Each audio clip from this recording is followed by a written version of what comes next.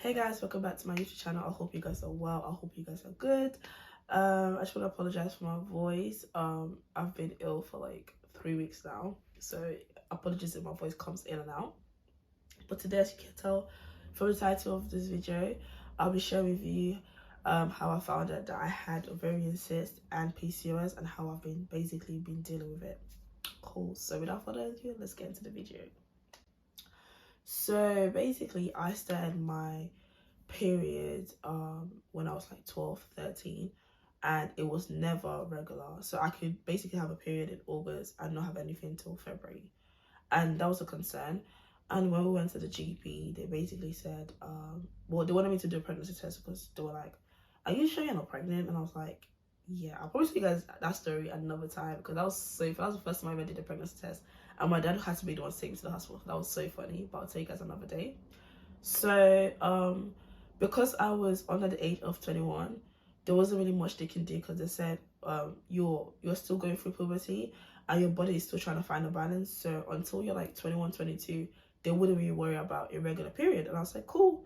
So for a very long time, I went a couple of months whereby I don't have period. I went like 60 days, no period, or I have period for a whole month. And it was just everywhere. Didn't really bother me because I feel like with periods at that time, our mentality was if you don't have period, it means you're pregnant. So obviously I knew I wasn't active. So I had nothing to worry about. So you come. If you don't come, we keep it separate. So fast forward now to 2018, 2019, I started to have like loads of like, okay, not loads, but I started developing like health issues. So like low iron, certain pains in my joints or whatever. But one of the things I started to experience was pain in my abdomen, and sometimes it comes in a form of cramps, but sometimes it comes as a really sharp pain. Now the thing is, like when you have cramps, you know, okay, your period is coming on, but for me, it wasn't like that. It wasn't like that at all. I was just having straight on pain, stabbing pain, like pain that I wouldn't even wish on my enemy. So that made me start to investigate basically what can be done. So moving to uni, the pain was still there and it was very serious. My period was just so irregular and I'm like, yo, I'm hitting like 19, 20, 21. I don't want to be going through this experience for the rest of my life because that is scary. So I remember like 2020, that's when COVID started. So 2019, I started to go to the GP to express my concern, and then they were gonna monitor it, and then by 2020 they were like, cool, they feel like I have something called PCOS because I was so symptoms of it. So with PCOS, the three things they really look out for is your period cycle, so how often you have periods and like how many days it lasts for. Number two is physical symptoms, so for example, hair on your chin, hairy arms, hairy legs, hairy face, acne. So I had irregular periods which qualified for it. I had hair on my chin and I did have a lot of spots, which has always been like that from a very young age. I had that. So the third test to find out if you have PCOS is an ultrasound. So they booked me in, well, they referred me to a gynecologist and booked me in for the ultrasound. But on the day of the ultrasound, obviously when we say ultrasound, we know what ultrasound is. It's the one that you do, like, you know, for pregnant women, blah, blah, blah. But the day they were doing it, they couldn't actually see what was inside. They were like, there's something blocking them from seeing it, which was what they were concerned about. That there was they could see something in there. And I'm like, me being naive, I got scared because I'm like, when you say something's in there, it sounds like a baby, you know? So they were like, okay, they're going to do an internal ultrasound. I'm like, what is that? I've never heard of that before. So we got an internal ultrasound. Basically, they put a probe, put a condom on it, put a loop, and then put it inside of you. And then basically it's a camera that just helps them to see. So obviously spread your legs, do all of that, tell you to calm down, whatever. And then they put it inside of me. And then they did what they had to do. And then a few weeks later, I had an appointment with my gynecologist, and then they confirmed that on my right side, they could see that there were so many sacs blocking my ovaries, and they could see, I don't know if it's a testosterone, I don't want to get it wrong, but there's one hormone that I have that is, I think it's the male hormone that I have a lot of compared to like your average female. That's what produces the hair on the body and stuff like that, which kind of makes sense because of how I am at the gym, but I don't want to get into that theory because, yeah. So on my right side, they could see sacs, which is, you know, and they were like, yeah, that explains why your period is so irregular. However, what they were concerned about, because so with PCOS, there is no cure, but with that is how to manage it. So for example, if you're very, like, I'm so blessed that the hair on my chin is nothing, it's not a lot compared to like some people that I've seen whereby they have a full beard. Mine is not like that. Mine is just like 1 or 2, and I just like shave it off. With spots, as I've grown older and I'm able to invest more in skincare products, I'm able to control it, but I've also been able to own it. So I understand now that I probably may never, which I'm praying to God I will, have like a flawless, you know, people that say they never get spots. So I feel with me, it's like I know that I'm always going to get spots. It's just how do I control it that it doesn't leave like a permanent mark or affects my confidence, or do you know what I mean? So I'm just grateful with the fact that I'm able to control that. With the regular period, it's something that we're still trying to find ways to control it, because the doctor told me to go on like the morning pill, like the everyday one. Didn't do anything. I can't go on the combined one because I have history of migraines, so I'm just like in limbo. But I mean, as long as I don't really care so much about having a regular period, just because like I know myself, and it's just like as long as I'm fine and I'm healthy and it's not really affecting me even more, then I'm okay. Now with PCOS, you don't know the extent of the damage. For some people, they do struggle with having kids. So they said for me, because there's no cure and it's not really affecting my day-to-day life in that way, because the only time it affects my day-to-day life is when I have a period for a whole month and it's stopping from doing what I want to do. But it doesn't like long-term effect like having kids. We'll never know until I'm ready to have kids. And they said when you're ready to have kids, if there's a problem, then we'll talk about how to deal with it. However, in the same scan, they saw on my left side that there was a massive cyst. Now, a cyst is like a pimple. And how they explained it is, you know, like the pimple on your face is filled with, like when you pop it, you get like pores coming out. The one inside, a cyst, is full of things that never germinated outside. For example, your teeth, like extra teeth, hair, stuff like that. You find different stuff in the cyst. So at that point, it was about 6.5 centimeters big, basically the size of an apple. And they were like, they're not really, like when you press that area, it hurts. Now the weird thing about it is when I've always complained of pain, I was always complaining of my lower right and my middle lower abdomen. I never complained of pain on my left. So I was a bit shocked when they told me that it was my left side that had the cyst. So I said to them, okay, how did it get there? What does that mean for me? Now they said sometimes you have cysts from birth, because remember, these are things that are forming. These are like stem cells and stuff like that. And sometimes they grow bigger and sometimes they don't. The problem with it is because the length that is it, the size of it, which it was at, if it grows bigger than that, or if it pops, it's basically sitting on my ovaries. If it ruptures, I risk losing my ovaries. And I want to have yeast. I want to have babies. I want to have more babies. So I was just like, so what do you want me to do? They were like, I was thinking if I take a tablet, it's going to go. They were like, nah, it has to be surgery. And I'm like, surgery what? Surgery who? Because I'm like, I don't like needles. I don't like procedures. I don't like any of those things. And now you're telling me I need to have surgery. They were like, well, You can leave it there if you want, but just know that obviously there is a risk. We have to share the risk with you. So I was just like, compared to the pain that I get on a regular basis, compared to me doing surgery and what it meant, I was ready to take my chances with the pain. That's how much of a wimp I was. So I said to her, now this is the peak of COVID, and because it's the peak of COVID, there's a lot of backlog.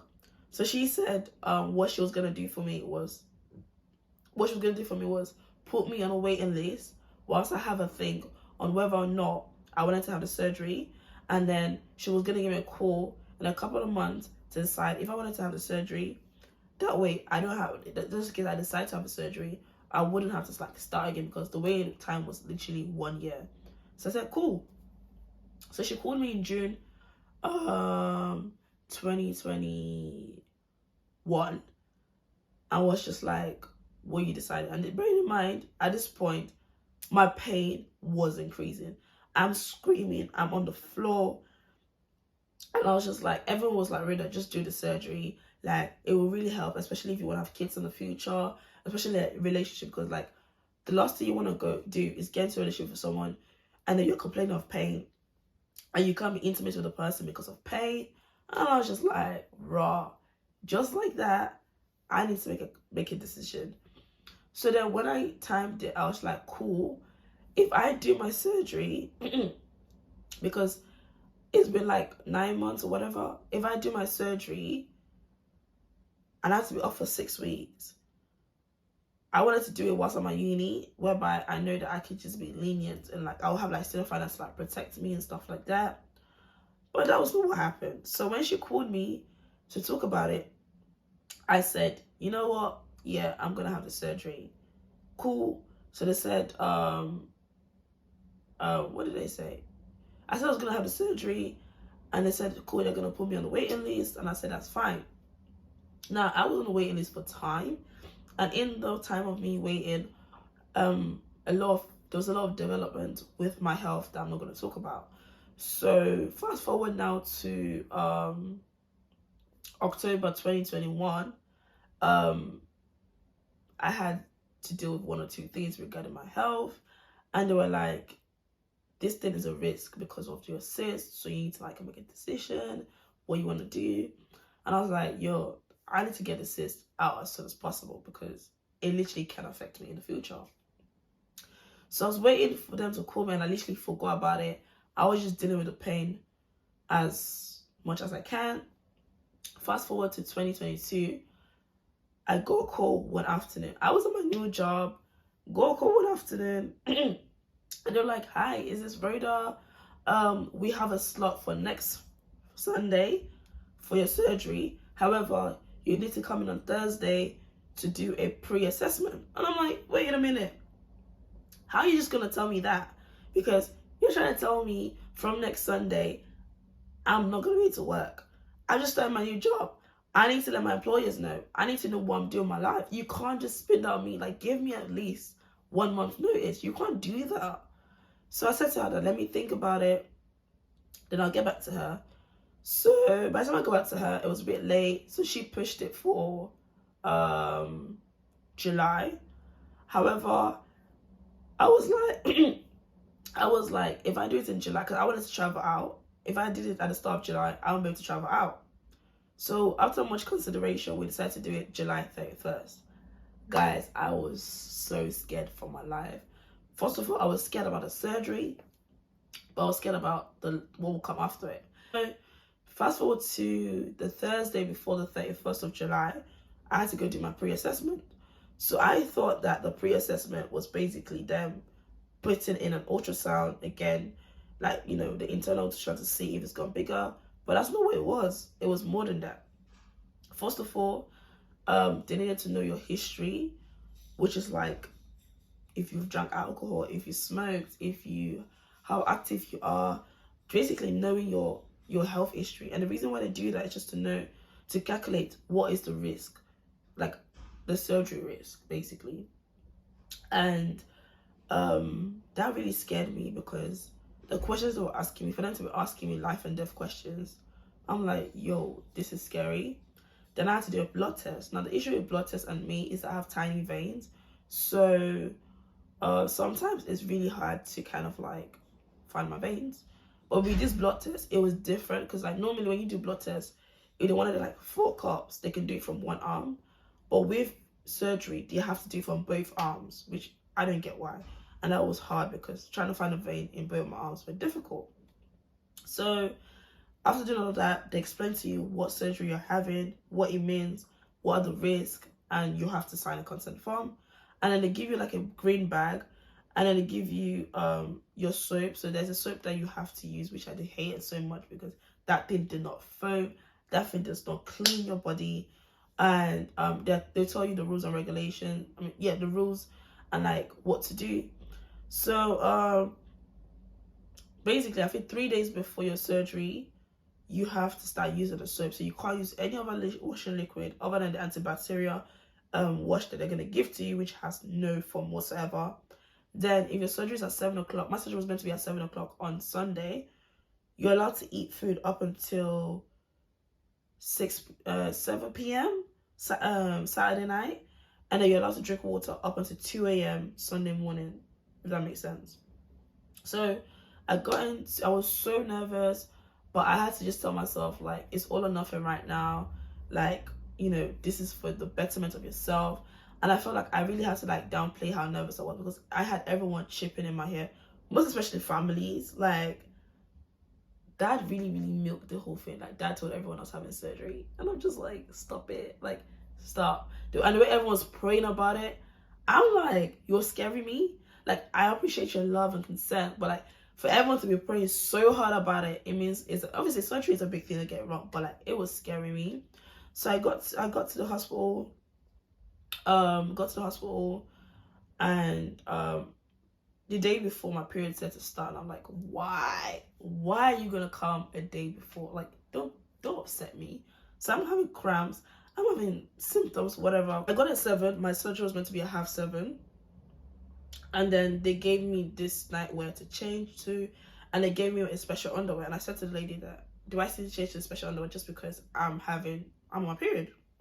She's like, it's fine, that they will need to take it off anyway. I'm like, why would the doctor need to take it off? She's like, oh, they'll explain to you later. I'm like, cool.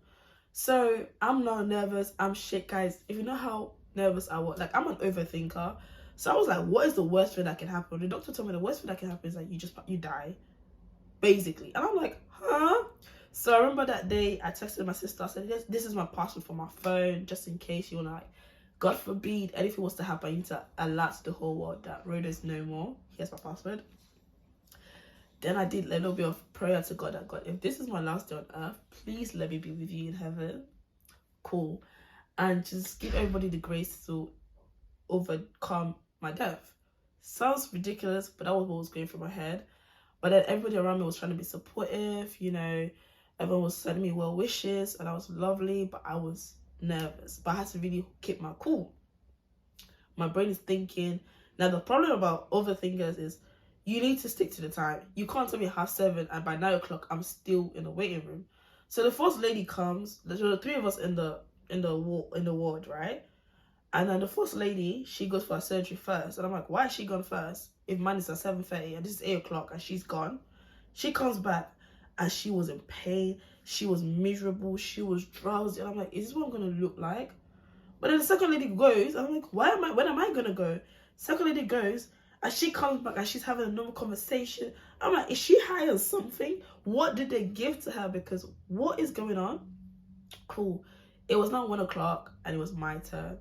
Guys, what happened is you walk from the ward to the theater. So as I walk in, the lady's asking me questions. She's trying to talk to me, like trying to have a normal conversation with me. As I got to the theater, I became so nervous. I started shaking. I thought I was gonna have a panic attack. I was pleading the blood of Jesus. I was like, yo, can I run home? Can I run away? Now, I thought that they're gonna put me to sleep in the ward and take me to the theater. I didn't know that I'm gonna have to be wide awake to the theater. And the thing is, when I got to the theater and I saw the chairs and put me on, guys, have you watched Hollywood movies where women do abortion? and I put them on this awkward looking chair and spread their legs. That is how they put me on. And I'm like, you can't do that. I don't want to be. I started crying. And when I read it, it's fine. And I'm like, look at the room. It looks like a death room. You can't tell me it's fine. I started asking questions. I was like, how does the anesthetic work? What if I wake up in the surgery? Like, I was asking the most ridiculous. Like, I started crying when I read it. It's fine. So, Pastor, we need to do this. So I thought they're gonna inject me. So they injected me with a canister, and they had to find my vein, which was a problem to find my vein. I still have the mark as well, you know. I still have the scar. Wow. So yeah, so they put me on a thing. I'm crying. I'm overthinking the situation. They put the canister in. I thought they were gonna I thought anestheticals, they injected it's like a liquid that they put into the canister. Nah. They gave me oxygen. I said breathe. Before I knew what was happening, they took out the tube and I became lube. And I was like, wait. They're like, it's too late now. I'm like, wait, Jesus. And I was gone. I don't know what happened. Before I know it, I just knew that someone was shaking me, waking me up. And I'm like, stop, I just want to sleep. They're like, no, you need to wake up. I was so drowsy. I woke up and they were like, it's finished. And I'm like, huh? I'm alive. Oh my God, I'm alive. And then I'm just like, what happened? They're like, you know, you did good. They told me how much they took out. And then the nurse was telling me that, why did I wait this long? That when you see what came out of me, it was pretty much disgusting. And I was like, cool. The person that did the surgery came just to check up on me. And then he said, basically he was able to take everything off. And like he kept my womb, and I was so grateful. So what the surgery was is a keyhole surgery, which means they do 3 cuts, one on the left, one on the right, one on the left, and one in the middle of my belly button, and they do what they need to do, and then they stitch it up. So I have like 3 triangles basically on my stomach. So when I woke up, I was really drowsy, I was really loopy, I couldn't eat. And like, they didn't really care. They were like, you need to eat. I couldn't eat. They're like, once the food goes cold, they can't warm me up. So I didn't end up eating that night. And then this lady came. At this moment in time, I couldn't feel any pain. And I realized that I didn't feel the need to go toilet. But that's because there was something attached to my private parts that extracts the wee, which was so weird. Anyways, so you're bound in bed. And I had to stay overnight just because I wasn't well enough to go home. So I called everybody. I said, listen, guys, I'm awake, you know. Surgery was fine. I'm just loopy, whatever. Now, guys, this is where things got interesting. The aftercare was where things got interesting. So after, like the whole surgery thing, I remember she's a black lady. She came and she said, "Oh, I need to give you blood thinners." And I'm like, first of all, I don't know who you are because you're not any of my nurses. Second of all, why are you giving me this? Like, I'm not saying I'm not gonna take it. I just want to know why you're giving it to me. Do you know what I mean? She wasn't trying to explain herself. She would just say that if I don't take it, I was going to die. And I'm like, listen, I'm an overthinker. I'm thinking like Nollywood movies. You're not a real nurse. You've come to kill me. They've said, so I need to know why you're injecting me. I feel like it's a fair thing to just explain this is what it's for. She was having a go at me. I think I don't like needles as well. She wasn't having it. She was just making a joke of me, mocking me. Eventually, and the thing was, the reason why it scared me the most was that she had to inject me close to my wound, which is on my stomach. And I'm like, who does that? Do you know what I mean? Like, I know about blood tests, I know about vaccine, like, you know what I mean? Like, why are you going to inject me on my wound? So I was trying to explain to her, like, it's not like I don't want to take the injection, I just want to know what it's for. She wasn't trying to explain it. Eventually, she forced me, and I ended up having an injection, which was so painful. I just like that woman. So I was in discomfort, I was in pain, I was bleeding, and then I slept over, woke up the next morning, and they said, oh, for me to go home, you need to do a blood test, and you need to do 2 pots of wee to read that, which is a certain centimeter. So they took off the little thing that was inside my private part, and I had to do a wee. So my first wee didn't come up to that level, and they were like, okay, your second wee needs to come up to that level, or else they're gonna have to put it back in. And I was like, yo, I don't want that thing back in. I was drinking every water. I was like, can I have water, please? Water. I was walking everywhere. I was in pain, but I was walking everywhere. And you have to have like this massive stockings so that, you know, basically for blood clots, to avoid blood clots. So They tried to do the blood test that day and they couldn't find my veins. And guys, do you know why they couldn't find my veins? Remember how I said my veins are tiny? The reason why they couldn't find it at all is because that woman gave me blood thinners. Now they had to get the anesthesian, the person that does the anesthetics, to come and find my vein. This evil man, and like he had to like he found my vein at my elbow. But what happened is by the time they got to the lab, it had clot, so they couldn't do any more blood tests for me. So I had to stay extra night. However, I said to them I didn't want the blood test, and the second nurse was like, "Yeah, that's fine." I'm like, "So why didn't the first lady give me an option to be like, I don't want it? Why are you forcing it down my throat?" I was so upset. The food, B-Tech, I wouldn't recommend it. Hospital food don't taste nice. But in terms of recovery, I came home. I was still a bit sore. It was more of sore than pain. Like, I can't explain the pain. It was just sore. Like, it was tender, basically. So it was like that for like 6 weeks, 7 weeks, 8 weeks. I don't know. 6 weeks, it was really, really sore. I had to like wear the socks, wear oversized dress, lay in bed. And I hated it because you're not doing anything. Moving forward, I kind of thought that that was the end of it, but I was still having like severe pain, and I'm like, why am I still having pain? So I had my surgery in July. In August, I had to be rushed back to the hospital to A&E because of the pain. They did another ultrasound and found out that on my left side there was a 2 centimeter cyst again, and in the middle of my stomach there's fluid, but they don't know where the fluid. They feel like what's happening is, when I have periods, all the months I kept saying I wasn't having periods, I do have periods, just never come out, which is weird. And then my right ovaries, I shifted to the middle. That was what was causing my pain. And then I had the cyst on my left side. So I was just like, so what did the other doctor do? Because I don't get it. How in 1 month has it grown to 2 centimeters already? That doesn't make sense.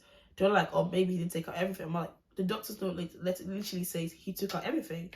So at the moment I'm waiting for another ultrasound, an MRI scan to see what kind of cyst it is, what's inside, because the doctors are saying they don't want to operate again just because I'm still in my reproductive cycle, which means that even if I do an operation again, it might still come back. But at the same time, I'm in pain and no one knows why I'm in pain. So that's where we are with the story. I wish I had like a happy ending, but that's where we are right now. I still have pains every now and again. Like, I've literally gone from basic painkillers like paracetamol to high-end painkillers like naproxen, and I'm still in pain, still having regular periods, still having 2 periods in 1 month, but I'm still waiting for a scan. I've been waiting for a scan since November and we're in March. So yeah, that's basically my story, unfortunately. But yeah, I was just sharing with you guys just in case anyone's like going through similar stuff like PCOS and stuff like that. Like, you're really not alone, and like be gentle to your body. Like, if your body says I'm in pain, take a rest day. Like, it's literally not the end of the world. If you need to take days off work, you need to take days off work. Like, you can't come and kill yourself. Be nice to your body. And yeah, I really hope you guys enjoy my lovely story. I do apologize for my voice. Hopefully we're back and better. I'll see you guys in my next video.